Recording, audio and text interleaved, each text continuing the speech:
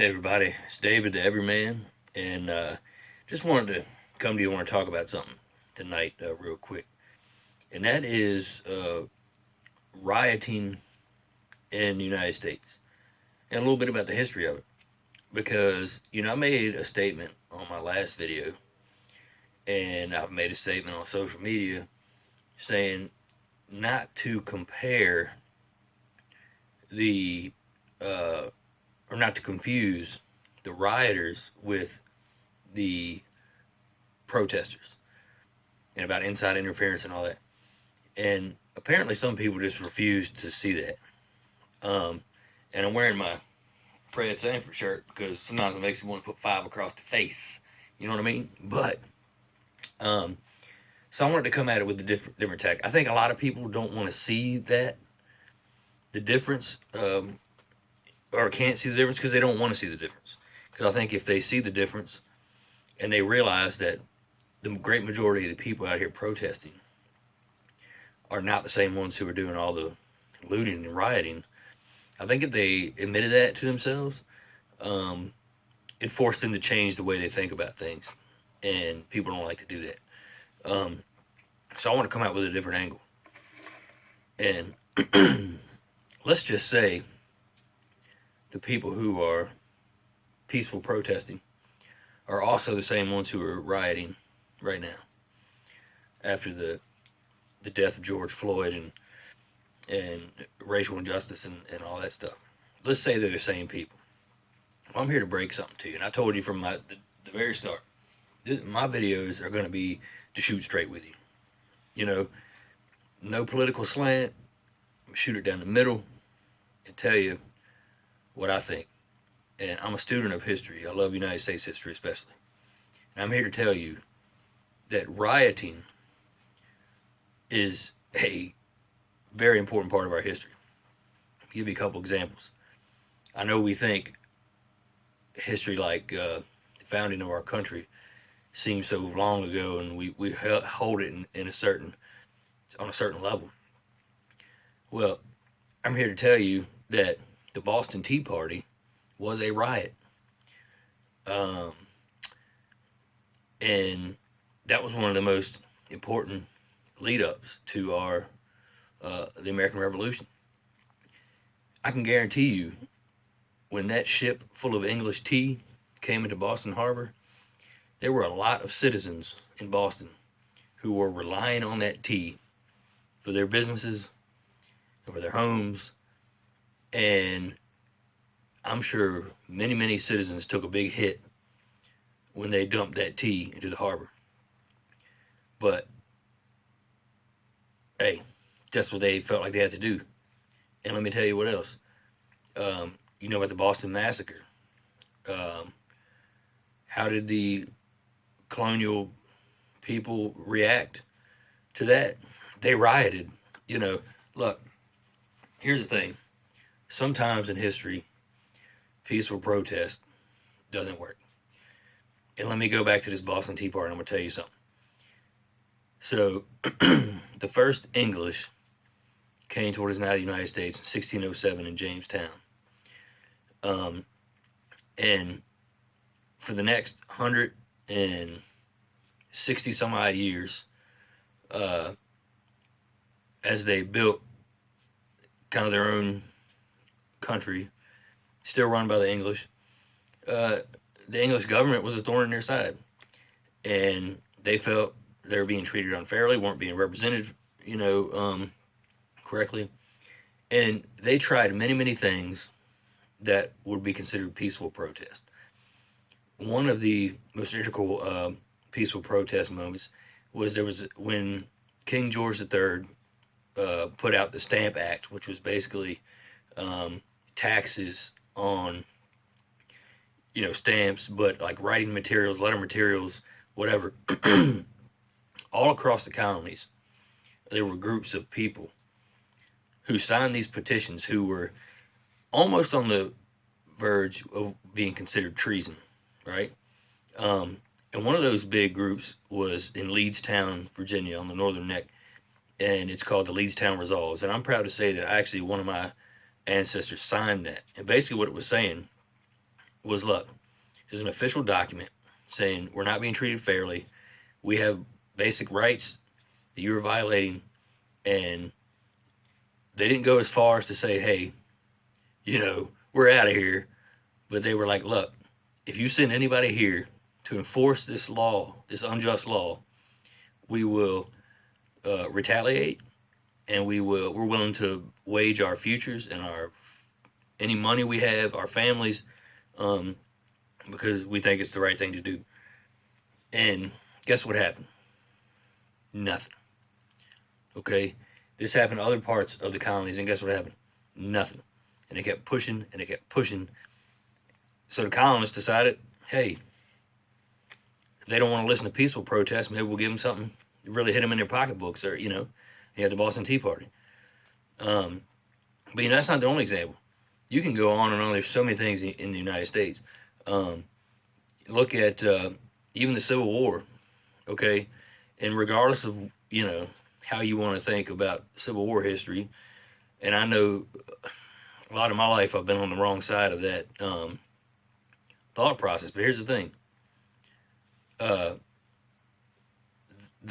Whatever, both sides you can look at, from the northern side and the southern side, it was basically a riot. It turned into a war because they had things they believed in and they wanted to stand up for it. They thought they were in, and without those riots, we would never had a civil war, right? And let's talk about if you've ever been in a labor union, or if you've not even been in a labor union, but because some people feel like labor unions now are kind of obsolete in some areas, and they are, but the only reason is because of the laws they helped put in place over the years, that they're not needed in some cases anymore.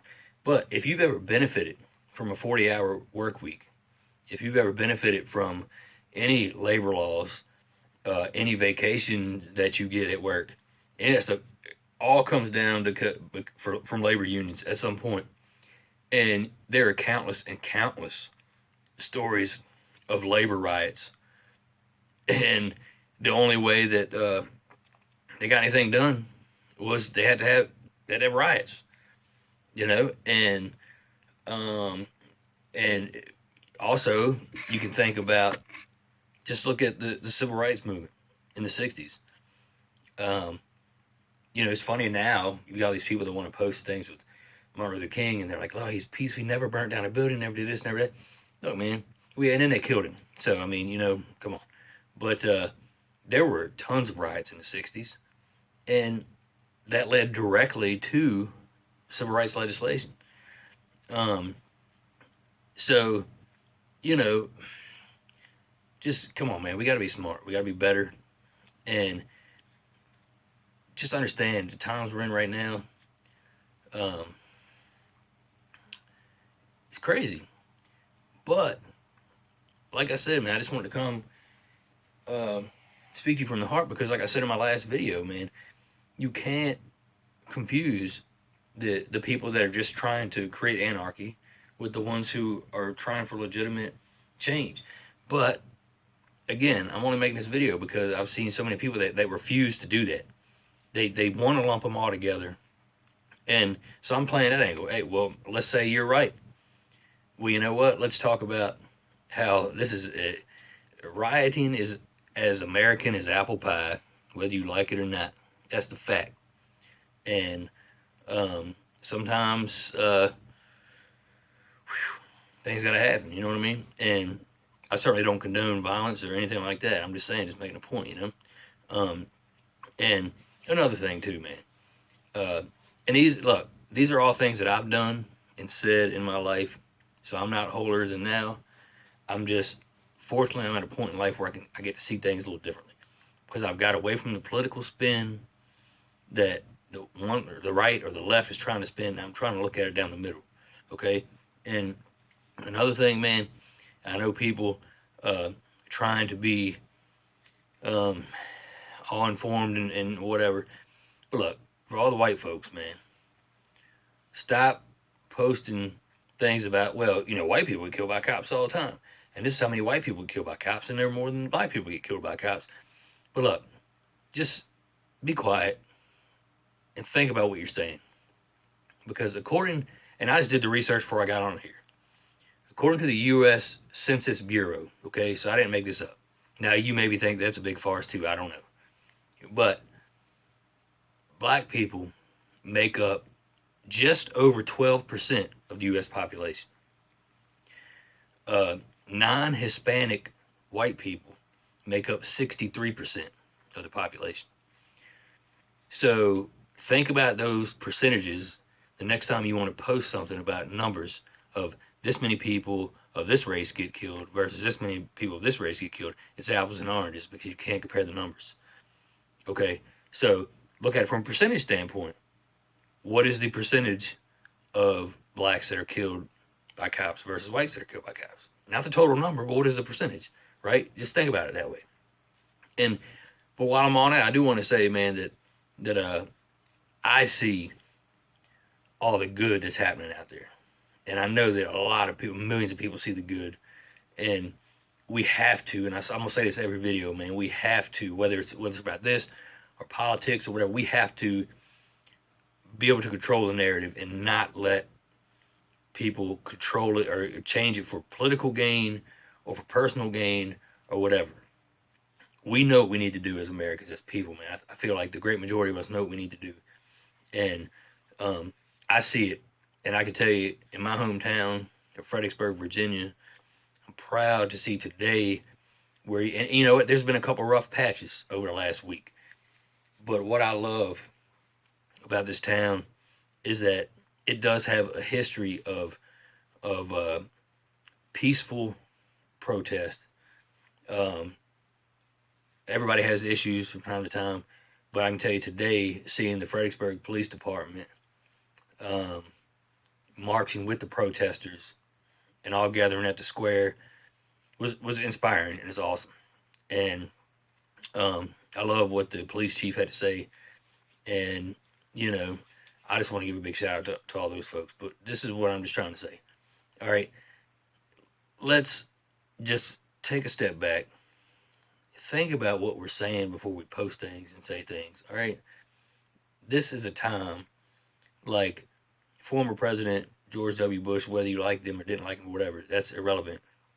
I think his statement he made today was great. This is a time to listen. Okay? Time to listen. Not to give our opinion. Let's listen. Okay? And that's all I'm going to say. And remember, like I always say, hopefully I said something that you like, you agree with. Leave me a comment. You know, I know how people are on YouTube, but keep it respectful, right? But I appreciate you checking it out. And if give me a like, and if you like what I'm saying and want to continue watching my videos, man, hit the subscribe button. I would really appreciate that. So, from the Everyman and from Red Fox, 5 across your face, to everyone out there, God bless you guys. And you know what? Please take care of each other. Take care of your families. Take care of your friends. Take care of your communities. Okay? Because that's our job and that's our duty. So, God bless, and I'll see you next time.